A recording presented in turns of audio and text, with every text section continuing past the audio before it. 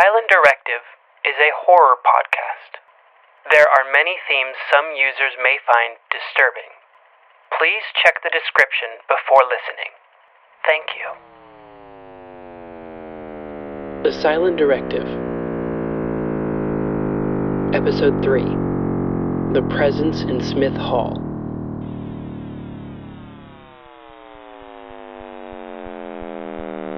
It is a misconception that only the uneducated believe in the paranormal. Those dull, tasteless, oversaturated, and largely scripted ghost hunting shows bear the blame for creating such stereotypes. In reality, those most likely to believe in the paranormal are those who truly grasp an understanding of the world. I'm telling you this because of my next story. I wasn't sure at first how much time had passed in between, but after Taiwan I found myself across the world. Chapman University in California. Now, I need to explain to you. My perception of time is linear. However, sometimes I can see events of the past. They flash into my mind as if I were there to see them, but I cannot see the future. Keep that in mind as we continue. Now, back to what I was saying. The educated believers. Usually, paranormal experiences are individual. Usually, there are no witnesses, which adds to the unease. If no one is around to see what you saw, how do you know you're not going insane?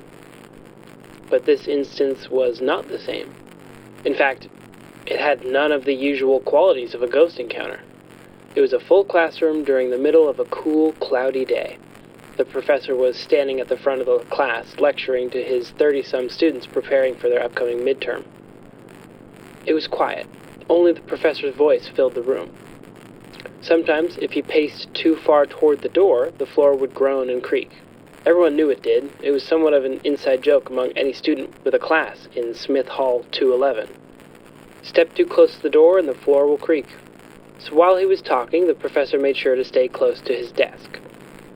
With only 15 minutes left of the 2-hour class, he started to discuss expectations for next week and the dreaded midterms. But suddenly he was interrupted. The distinct, familiar sound of someone walking toward the door startled him. Some student had gotten up to go to the bathroom, surely. But no, all students were seated, taking notes on what was written on the board. Some were looking toward the front of the classroom. Clearly they had heard it too.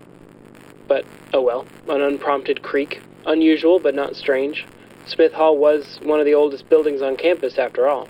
The professor went to continue, but another creak came. This time the entire class looked up. It was loud, distinct. It was a footstep. The professor watched the door. There should have been someone standing in front of it, but there was no one there. It was eerie. Then came 3 more footsteps. It sounded like stomping. The floor groaned out as this invisible force stepped across the front of the classroom toward the professor. He flinched, expecting something to happen, but nothing did, and the sounds disappeared. The stunned silence of the classroom only lasted a few seconds. It quickly derailed into questions and excitement. For the rest of the class, it was clear the sounds were in the room. As a collective, they spent the rest of the class trying to recreate the noises. After all, they were academics. To explain something is to know something, right? But they couldn't. They tried stomping outside the classroom, next door, in the class below.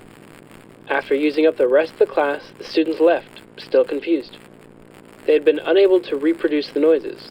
The only way they could was by stomping across the front of the class, the exact place that had been empty during the event. So they left their professor just as confused as they were. What a strange event. I must say, from what I saw, the word ghost or paranormal was only thrown around a few times, as a joke. The class did not directly come to the immediate conclusion that there was a ghost in their building that interrupted their lecture. The primary thought was concern over the integrity of the building. The students, along with their professor, worried about how stable this creaky floor really was. The thought of something paranormal only came up later that night. Now this had the markings of a ghost story. The clouds had dissipated, the sky was dark, and the moon was bright, and campus was a ghost town. You know what I mean. Before that day, The professor didn't have any prior experience with the paranormal, nor any opinions on it. He wasn't a believer, nor was he a skeptic. He just had other things to worry about, such as his students' most recent essays. That's why he was still in his office so late. Smith Hall, 07. It was late, and he was alone, but that was usual. He didn't think anything of it. At least for the first hour. By hour 2, he had finished grading half the essays. They were in a neat pile on the side of his desk. He leaned back in his chair to take a small breather. As he surveyed the room, he heard someone pass by his door, or at least he thought he did. The window on the door was translucent. If there had been someone out there, there would have been a shadow or something. In a place so quiet and empty as Smith Hall, it was easy to get one of those creeping feelings. See, Smith Hall, aside from being one of the oldest buildings on campus, was also one of the farthest. It was at the very edge of campus, and the professor's office was in room 07, the basement. There were only offices down there, and he personally knew the other 3 faculty members with offices. The professor stood up, opened his door, poked his head out into the hall. It was empty, of course, and the lights were dim. He considered calling out, asking if anyone was there, but for some reason the thought of making a noise sent a deep chill down his spine. Before he could step back into his office, he felt something. That vague, unreachable feeling that you know you're not alone. We've all felt it. We've all tried to describe it before, but it's not easy. We don't know exactly what that feeling is or how it works, let alone how to describe it. But we all know it. The professor felt as though he'd seen someone step back into the darkness of the supply closet at the end of the hall. He hadn't. He knew he hadn't. But as he stared into the dark room, he knew someone was looking back. They weren't, but he could feel it. By now he was spooked. He stepped back into his office and closed the door, like that thin pane of glass could help. His hand rested on the handle. Should he lock it? No, that was just silly. Besides, what if it was a student? What if they had some questions? Locking it was just not necessary. As he released the handle, he took a step backward, and as he did, he bumped into someone. Now, this was his office.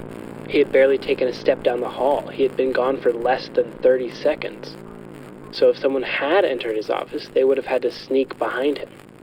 It didn't make any sense. Yet he bumped into someone. He yelped and spun around. No one was there. That should have made him feel better, but it did not. Maybe he bumped into his desk.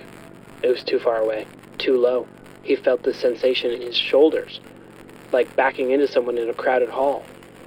But this room was empty. The professor pushed his back against the door, the threat outside completely forgotten. There was someone in this room with him. He was not alone. But the room was quiet and empty. But it wasn't. It was filled with the silence created by another person, both trying to stay quiet to not disturb the other. And then, the professor's eyes moved to his leather office chair. It had spun around when he stood up, and it was now facing the back wall. Only now, it was slowly spinning. His heart raced. His breathing stopped. There was going to be something sitting in the chair, and the professor did not want to see it. But he couldn't move. His door opened inward, and that would require him to get closer to it. He watched in horror as the chair spun around, but it was empty. Immediately he was flooded with relief, almost enough to laugh out loud. How silly, being scared of an old building and a gust of wind from some vent. He almost went to sit back down, but his eyes were still on the chair as he saw the leather sink down. Something was sitting in his chair. Now he could feel it. The eyes. Something was staring at him. He was not alone. He hadn't been alone this entire time. The professor was old, but that didn't stop him from running out of the building. He rushed to his car and drove all the way home, feeling the eyes on the back of his neck the entire time. There have been stories here and there, presences, anxious feelings, this and that, but the professor from Smith Hall never went back to Chapman. He retired the very next day. To this day, he doesn't feel comfortable alone, because he never feels alone anymore. The second the other person leaves the room, he feels those unseen eyes return, standing in some corner. As far as unusual activity on college campus goes, paranormal encounter is relatively tame. And like I said before, there's a misconception about who believes in the paranormal. Sometimes, the more you know, the scarier the world becomes, which I guess is what I've devoted myself to. I don't get scared. I get curious. Clearly you're the same. Otherwise I'm not sure why you're listening. But either way, I'm happy to keep telling these stories.